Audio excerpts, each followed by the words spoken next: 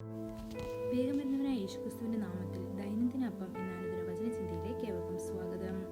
ഇന്ന് ക്രിസ്തു നമ്മുടെ അരികിലുണ്ട് എന്ന വിഷയത്തെ ആസ്പദമാക്കി ചില കാര്യങ്ങൾ നമുക്ക് ചിന്തിക്കാം. അതിനാധാരമായ ഒരു വാക്യം വായിക്കാം. സങ്കീർത്തനം 23 അധ്യായം 1 വാക്യം. യഹോവ എന്റെ ഇടയനാകുന്നു, എനിക്ക് മുട്ടുണ്ടാകുകയില്ല.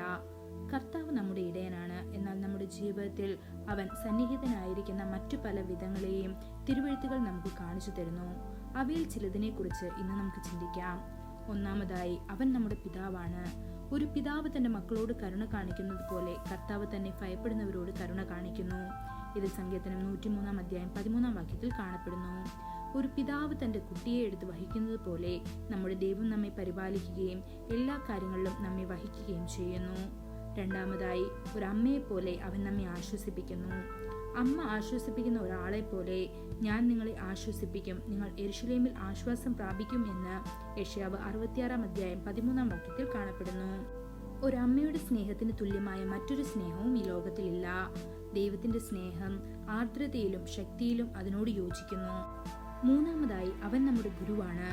എന്റെ നാമത്തിൽ പിതാവ് അയക്കുന്ന പരിശുദ്ധാത്മാവ് എന്ന സഹായകൻ നിങ്ങൾക്ക് എല്ലാം പഠിപ്പിക്കുകയും ഞാൻ നിങ്ങളോട് പറഞ്ഞതെല്ലാം നിങ്ങളെ ഓർമ്മിപ്പിക്കുകയും ചെയ്യും. യോഹന്നാൻ 14 അധ്യായം 26 വാക്യത്തിൽ ഇത് കാണപ്പെടുന്നു. നമുക്ക് അവനെ സ്നേഹപൂർവ്വം റബ്ബി അല്ലെങ്കിൽ റബൂണി എന്ന് വിളിക്കാം, നമ്മുടെ നല്ല ഗുരു. നാലാമതായി, അവൻ നമ്മുടെ അത്ഭുതകരമായ ഉപദേഷ്ടാവാണ്. ഞാൻ നിങ്ങളെ ഉപദേശിക്കുകയും നിങ്ങൾ പോകേണ്ട വഴി നിങ്ങളെ പഠിപ്പിക്കുകയും ചെയ്യും. എന്റെ കണ്ണുകൊണ്ട് ഞാൻ നിങ്ങളെ നയിക്കും എന്ന് അവൻ വാഗ്ദാനം ചെയ്തിട്ടുണ്ട്. ഇത് സങ്കീർത്തനം 32 അധ്യായം 8 വാക്യത്തിൽ കാണപ്പെടുന്നു. അഞ്ചാമതായി, നമുക്ക് വേണ്ടി ജീവൻ നൽകാൻ മടിക്കാത്ത നമ്മുടെ സുഹൃത്താണവൻ. തന്റെ സുഹൃത്തുക്കൾക്ക് വേണ്ടി ജീവൻ നൽകുന്നതിനേക്കാൾ വലിയ സ്നേഹം മറ്റാർക്കുമില്ല എന്ന് യോഹന്നാൻ 15 അധ്യായം 13 വാക്യത്തിൽ പറയപ്പെടുന്നു. ആറാമതായി, അവൻ നമ്മുടെ മഹാപുരോഹിതനാണ്. അവൻ നമുക്ക് വേണ്ടി മധ്യസ്ഥത വഹിക്കുകയും നമ്മുടെ ബലഹീനതകളിൽ നമ്മെ സഹായിക്കുകയും ചെയ്യുന്നു. നമ്മുടെ ബലഹീനതകളിൽ സഹതപിക്കാൻ കഴിയാത്ത ഒരു മഹാപുരോഹിതൻ നമുക്കില്ല. എന്നാൽ എല്ലാ കാര്യങ്ങളിലും നമ്മളെപ്പോലെ പരീക്ഷിക്കപ്പെട്ട് പാപം കൂടാതെ എന്ന് എബ്രായർ 4 അധ്യായം 15 വാക്യത്തിൽ കാണപ്പെടുന്നു.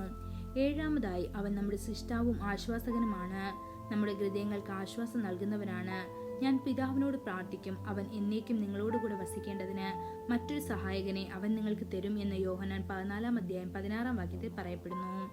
എട്ടാമതായി, അവൻ നമ്മുടെ ശക്തിയാണ്. പ്രത്യേകിച്ച് നാം ക്ഷീണിതരും ബലഹീനതരുമായിരിക്കുമ്പോൾ അവൻ ബലഹീനർക്ക് ശക്തി നൽകുന്നു. ബലമില്ലാത്തവർക്ക് അവൻ ശക്തി വർദ്ധിപ്പിക്കുന്നു എന്ന് യെശയ്യാവ് 40 അധ്യായം 29 വാക്യത്തിൽ കാണപ്പെടുന്നു.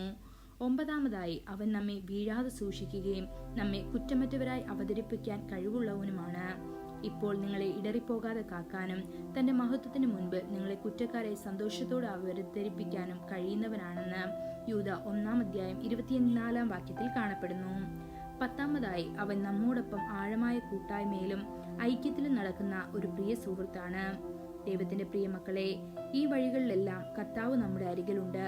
ഈ ജീവിതത്തിലൂടെ സഞ്ചരിക്കുന്നത് എത്ര വലിയ പദവിയാണ്.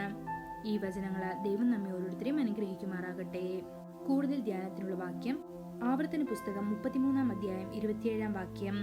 പുരാതനായ ദൈവം നിന്റെ സങ്കേതം, കീഴെ ശാശ്വത ഭുജങ്ങളുണ്ട്. അവൻ ശത്രുവിനെ നിന്റെ മുൻപിൽ നിന്ന് നീക്കിക്കളഞ്ഞ് സംഹരിക്ക എന്ന് കൽപ്പിച്ചിരിക്കുന്നു. ഇന്നത്തെ ബൈബിൾ വായന രാവിലെ സങ്കീർത്തനങ്ങൾ 113, 114, 115 അധ്യായങ്ങൾ. വൈകുന്നേരം 1 കൊരിന്ത്യർ 6 അധ്യായം. ആമേൻ.